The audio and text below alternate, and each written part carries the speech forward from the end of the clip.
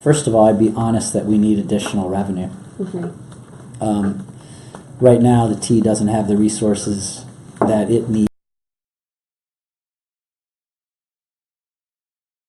to the users and to get the system in a state of good repair, let alone make the types of investments we need to make for the system we need going forward. Since Governor Baker has been there, I've talked to lots of people who use the system on a regular basis who say it's worse over the last 2 years than it was before. It is certainly no more dependable. He's jacked up fares on riders well in excess of what was planned. He's cut service in areas, particularly underserved areas. He has outsourced jobs to privatize more of the T while really struggling to effectively manage and hold accountable the biggest private contractor in state government, the Keolis, who operates the commuter rail. He just recently proposed and pulled back from eliminating all weekend commuter rail service. He just recently proposed and has not yet pulled back from eliminating service for people with disabilities. This is totally the wrong direction, and we need to be honest that we need additional revenue to fund the system. I think he should be going back to Keolis, who he gave an extra $66 million to do the job that they originally signed up for based on what they originally bid.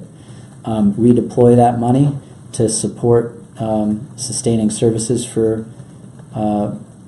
working families that need it. And I support the fair share tax proposal that would be an additional income tax surcharge on people whose incomes exceed $1 million a year, and only on the portion of the income that exceeds $1 million a year. That funding would be dedicated to transportation and education. We not only need to invest more in the T and need additional revenue to do that, and I think this is a great proposal for how to fairly generate that revenue that wouldn't impact almost all families in the state. But we also need to focus beyond the T. He is investing less in roads and bridges across the rest of the state.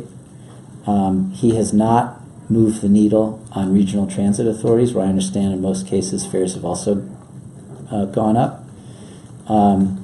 And, you know, we have a record, I have a record when I was in charge of the state budget of figuring out, even during really tough times, how we do better in those areas.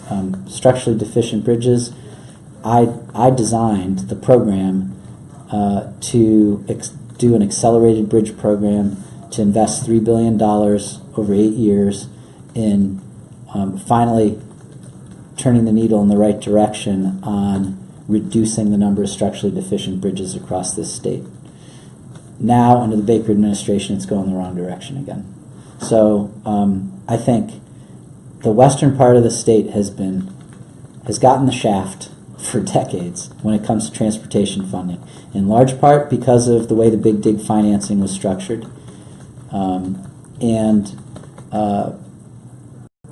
committed to being governor of this whole state, and the T is important, and we need to fix the T. We need to fix the T faster than Governor Baker's plan, which is to get in a state of good repair in 25 years, which is totally unacceptable. It should be no more than 10. We need additional revenue to do it. We need to be honest about that. But we also need to invest in the transportation infrastructure for the rest of the state. I think we should be thinking about things like high-speed rail to Springfield. I think we should be thinking about how do we make our regional transit authorities as effective a resource as possible for people throughout the non-greater Boston area of the state. And we're not going to be able to do everything, but we're not going to do anything if we don't try, if we don't aim for it, if we don't have leadership that's willing to be honest with people and make the case that these are investments that will make a meaningful difference in people's lives and help support economic growth.